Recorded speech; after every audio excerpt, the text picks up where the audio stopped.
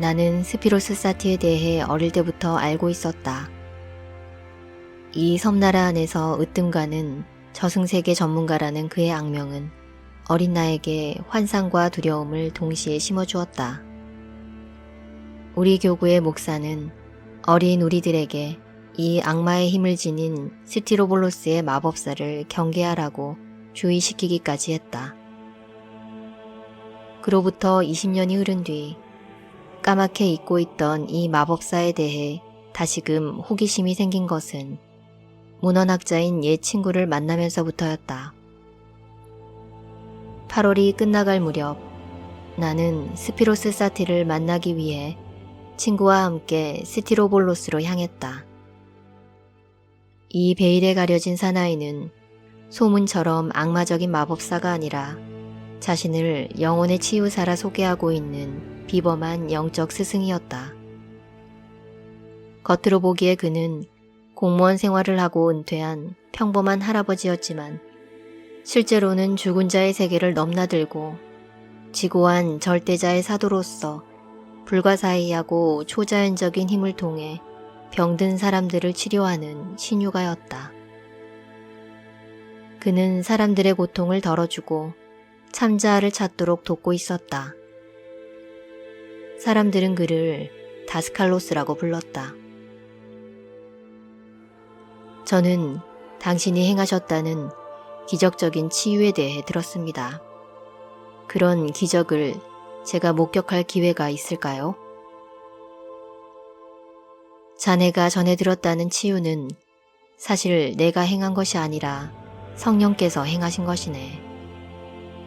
자네가 그 기적을 직접 보게 되는 것이 신의 뜻이라면 자네도 보게 될 테지. 그날 떠나기 전 다스칼로스는 다음날 오후 자신의 제자들과 함께하는 모임에 나도 참석할 수 있도록 해주었다. 이튿날 내가 모임에 참석했을 때 다스칼로스는 막 어떤 환자의 치료를 끊는 참이었다. 다스칼로스는 그 환자가 1950년대 반식민 지하항쟁 기간 중 영국군에게 얻어맞은 뒤로 20년 동안이나 척추병을 앓아왔다고 했다. 이제 엑스레이를 찍어보면 완전히 나아 있을 겁니다. 환자는 그토록 오랜 기간 시달려온 고통이 감쪽같이 사라진 것에 대해 신기해했다. 보답을 드려야 할 텐데요. 물론 하셔야죠. 소식을 하시고 비타민을 섭취하세요. 그게 보답입니다. 다스칼로스는 자신의 봉사에 대한 어떠한 대가도 극구 사양했다. 벌써 오후 4시가 되었고 제자들이 스토아에 모여 스승의 강의를 듣기 위해 기다리고 있었다. 그날 다스칼로스의 강의 주제는 염체에 관한 것이었다. 염체는 그것을 방사한 사람과는 무관하게 고유의 인격을 지니고 독립적으로 존재합니다. 사람이 방사하는 모든 느낌이나 생각과 감정이 염체를 만들어냅니다. 일종의 에너지인 것이죠. 사람은 생각이나 감정을 통해 진동을 하는데 그 진동하는 방식이 그 사람의 염체를 결정합니다. 욕망과 생각의 염체는 생각과 욕망의 본질에 대한 이해가 부족한 일반 사람들에게서 흔히 발견됩니다. 염체가 일단 외부로 방사되면 그것은 그것을 만든 사람의 잠재의식 속으로 되돌아오는 것이 자연의 법칙입니다. 그래서 그들은 바로 자신이 만들어낸 염체에 의해 희생되고 마는 것입니다. 그리고 그 염체들은 기억의 무더기 속으로부터 의식의 표면으로 떠올라 새로운 힘을 얻어서는 다시 잠재의식 안으로 잠복합니다. 이 염체는 그 사람의 잠재의식 속에서 좀 더 영구적인 기반을 확보할 때까지 이러한 순환을 되풀이하게 됩니다. 그리고 그 사람의 에너지장으로부터 에너지를 흡수해서 자신의 생명을 이어갑니다. 이것이 흡연이나 도박, 음주와 같은 습관이나 강박관념이 형성되는 과정입니다. 염체의 힘과 형체는 그것이 만들어진 본래의 목적이 달성될 때까지 사라지지 않습니다. 카르마의 법칙이 작용하는 것은 염체가 그것을 창조한 근원으로 되돌아오는 성질 때문입니다. 의식적이든 무의식적이든 자신이 만들어낸 염체와 반드시 다시 만나게 됩니다. 우리의 현재인 격과 우리가 처한 환경은 3차원의 세계로 내려와 윤회의 쳇바퀴 속에서 맴돌기 시작하면서부터 지금까지 만들어진 모든 염체의 총합입니다. 염체는 인간과 우주를 만든 것과 똑같은 재료로, 즉 이지계와 심령계, 물질계의 에테르질로 만들어집니다. 따라서 우리가 방사하는 염체를 변화시킨다면 운명도 바꿀 수 있는 것입니다. 이때 검은 옷을 차려입은 중년의 부인이 질문했다. 카르마의 법칙이 있다면 한 생에서 겪게 될 일들이 이미 정해져 있다고 봐야 할까요? 그렇지 않습니다. 현재 인격은 행위의 자유를 갖고 있습니다. 그렇지 않다면 인간은 한낱 로봇에 지나지 않겠죠. 자신의 카르마를 어떻게 갚느냐 하는 것은 자신의 선택에 달려 있습니다. 신의 의지란 것은 생과 사, 그것뿐입니다. 그 외의 모든 일들은 스스로의 소관입니다. 우리에게 일어나는 일들이 불가피한 것이라고 생각하지 마십시오. 그렇지 않으면 우리는 터무니없는 운명론자가 되고 맙니다. 정해진 것은 여러분이 지상에 태어나 한평생을 살다가 죽는다는 것입니다. 인생에 있어서 그 밖의 모든 것은 여러분이 전생으로부터 어떤 것들을 가지고 왔으며 또 그것들을 현생에서 어떤 식으로 표현하고 발전시키기로 마음을 먹느냐에 달려 있습니다. 인간은 자신의 근원으로 다시 올라간다는 궁극적인 목표를 가지고 물질로서 내려온 것입니다. 그 기간이 얼마나 걸릴지는 자신에게 달린 문제입니다. 카르마를 피할 수 있냐고 묻는다면 분명 그렇게 할 수 있습니다. 카르마의 법칙에 따른다면 구약 성서에 나오는 니네베는 멸망했어야 했죠. 하지만 니네베는 멸망하지 않았습니다.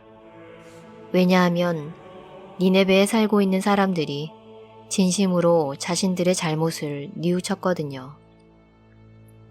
그들은 자신들의 잘못을 깨달은 겁니다. 신이 자비를 내리실 만한 뉘우침이 없다면 예외 없이 이 법칙은 무자비하게 찾아오는 것입니다. 그럼 이제 염체가 형성되는 과정을 살펴봅시다. 다스칼로스는 30명의 제자들이 귀를 기울이고 있는 가운데 설명을 이어나갔다. 인간이 어떤 것의 존재를 인식하기 전에는 그것에 대한 욕망이 생길 수 없겠죠. 예를 들어 다이아몬드 목걸이가 있다고 합시다. 나는 눈을 통해 그 대상을 인식합니다. 내가 다이아몬드 목걸이를 갖고 싶어 하는 사람이라고 가정해 봅시다. 그럼 무슨 일이 일어날까요? 심령질이 그 목걸이 주변으로 결집됩니다. 즉, 욕망이 형성되는 것이죠.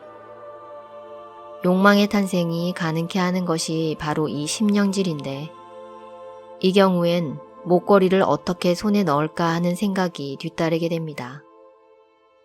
대상을 중심으로 그것을 갖고자 하는 염체가 형성되는 겁니다. 그러나 대상을 인식하고 그것을 소유하고자 하는 욕망만으로는 부족합니다. 그러한 염체가 형성되려면 그에 대한 생각이 따라와야 합니다. 그 사람은 자신도 모르게 머릿속으로 상상을 펼칠 겁니다. 우리가 그에게 마음속으로 목걸이를 상상해 보라고 하면 어떻게 될까요? 그는 아주 상세하게 상상 속에서 재창조해낼 수 있을 겁니다. 그러니까 무언가를 얻고자 하는 욕망과 마음의 집중이 심상을 형성하는 것입니다. 이것이 바로 생각의 정체입니다. 상상을 통해 염체를 만들어내는 것입니다.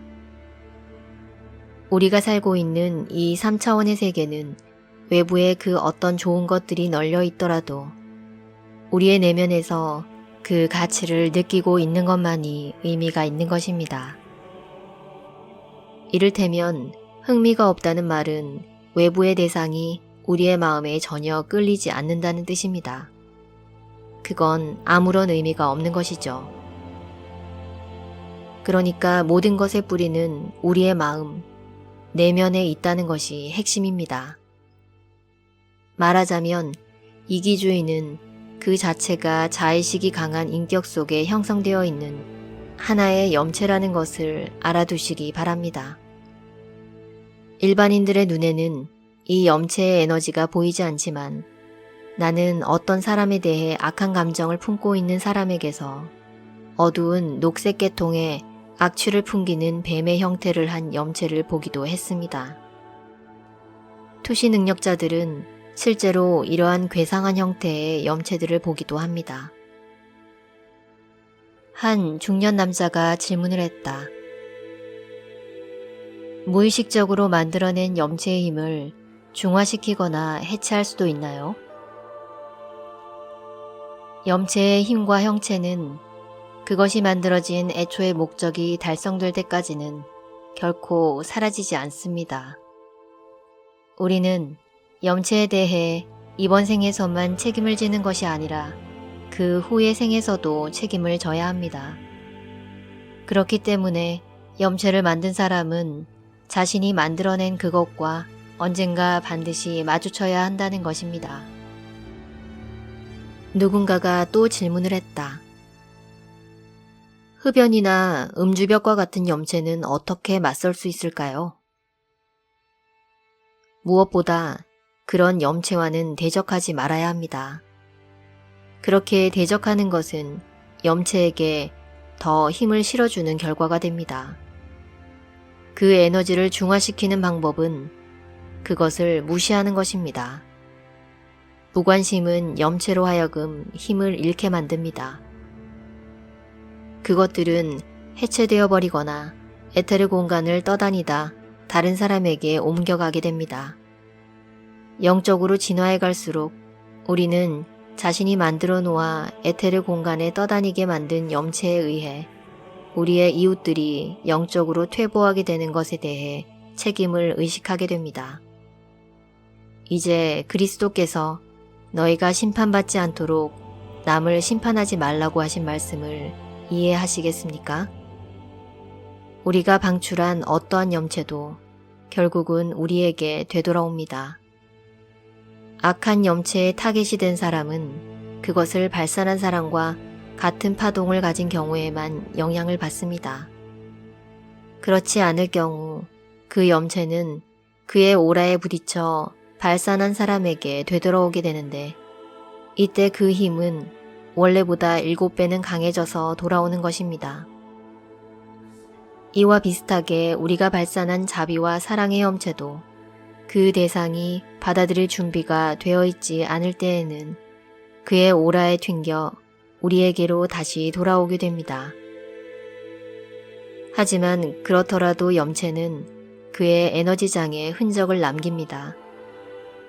그 힘은 그대로 남아서 어느 때에라도 그가 비슷한 마음의 파동을 가지게 되면 그에게 도움을 주게 됩니다.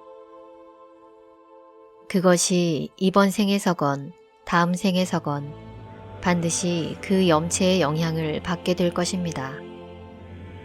그러므로 우리는 선한 것은 절대로 헛되이 사라지지 않는다는 사실을 기억해야 합니다. 이번에는 내가 질문을 했다. 사악한 염체가 제멋대로 떠다니면서 악의 없는 사람들을 괴롭히는 악의 존재를 만들어낼 수 있을까요? 절대로 그럴 수는 없을 겁니다. 이 염체들은 같은 주파수로 진동하는 사람들에게만 해를 주게 됩니다. 하지만 악이 악을 끌어당기는 것처럼 선은 선을 끌어당깁니다. 그러니까 악의 없는 순수한 사람들은 두려워할 필요가 없는 것입니다. 그러한 사람들의 진동은 악한 염체들의 진동과는 다르기 때문입니다. 사람은 잠을 잘 때조차 그런 염체들을 만들어냅니다. 오히려 눈을 뜨고 있을 때보다 더 많이 만들어내죠.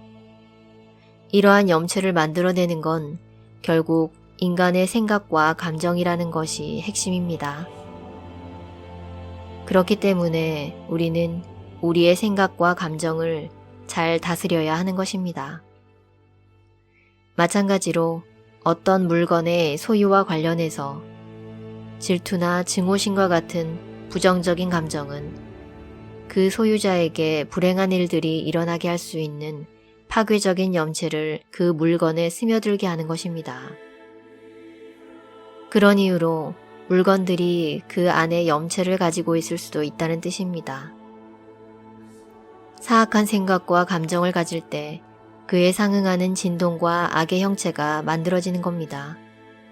증오와 원한을 가진 사람들은 끊임없이 그런 부정적인 염체를 만들어내는 것입니다.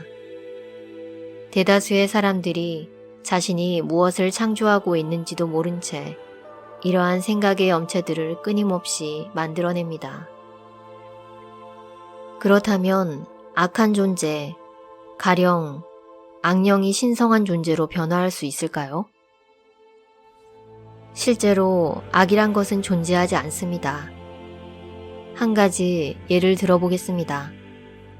당신이 흙과 물을 섞어 놓았다고 해봅시다. 그럼 그것은 냄새나는 진흙이 될 겁니다. 그것은 일시적인 현상입니다. 물보다 한 단계 높은 수준의 원소인 불은 열을 내어 이 냄새나는 진흙을 물과 흙으로 다시 되돌려 놓습니다. 냄새나는 진흙은 더 이상 존재하지 않는 것이죠. 하지만 물과 흙은 여전히 존재하고 있습니다. 마찬가지로 악도 일시적인 현상일 뿐입니다. 악한 생각이나 악한 감정은 모두가 각기 다른 주파수로 진동하는 마음입니다. 보다 높은 원소인 사랑과 이성은 악한 생각과 감정을 다시 순수하고 본질적인 마음으로 되돌려 놓을 수 있습니다. 실제로 악한 인간은 없다는 뜻입니다. 그들은 생각과 감정을 마치 냄새나는 진흙탕처럼 혼합시켜 놓은 사람들일 뿐입니다. 이성과 사랑은 그 모든 것을 변화시킬 수 있는 것이죠. 그렇다면 왜 악이 필요한가요? 비유하자면 화가는 2차원의 화면에 3차원의 세계의 풍경을 표현하기 위해 온갖 색채를 사용합니다. 그림에 생동감과 원근감을 주기 위해 그는 검정색도 사용합니다. 그가 그리는 것은 3차원의 현장에는 존재하지 않지만 검정색은 그림 속에서 3차원적인 현실감을 느낄 수 있게 해줍니다. 마찬가지로 악의 개념은 물질과 생명의 3차원 세계에 실제적인 느낌을 부여하기 위해 필요한 것입니다. 악이라는 느낌은 오직 생각과 사념의 세계에서만 존재하는 것입니다. 마음을 올바르게 사용하는 방법을 깨우침으로써 우리는 자신이 진정 누구인지를 깨닫게 되며 우리의 진정한 자아와 우리를 노예처럼 구속하는 주변 환경을 분별할 수 있게 됩니다. 생각과 욕망의 염체를 만들 때 여러분은 자신이 신성한 진료를 다루고 있다는 사실을 알아야 합니다. 우리의 이웃과 동료들을 이롭게 하는 사랑과 자비의 염체를 만들도록 하십시오. 우리가 이 세계를 선하게 보느냐 악하게 보느냐 하는 것은 우리가 내면에서 만들어 외부로 방출하는 염체의 성질에 달려 있습니다. 분별 없는 사랑과 자비의 염체를 만들어낸다면 그 사람의 주변은 사랑과 자비로 가득 찰 것입니다. 내가 키프로스를 떠나기 전 나는 다스칼로스에게 작별을 구했다. 저는 당신이 하신다는 유체이탈이나 물연 등의 놀라운 일들이 얼마나 신나고 환상적일까 생각해 보았습니다. 젊은 시절 이런 체험들은 내게 굉장한 즐거움이었지.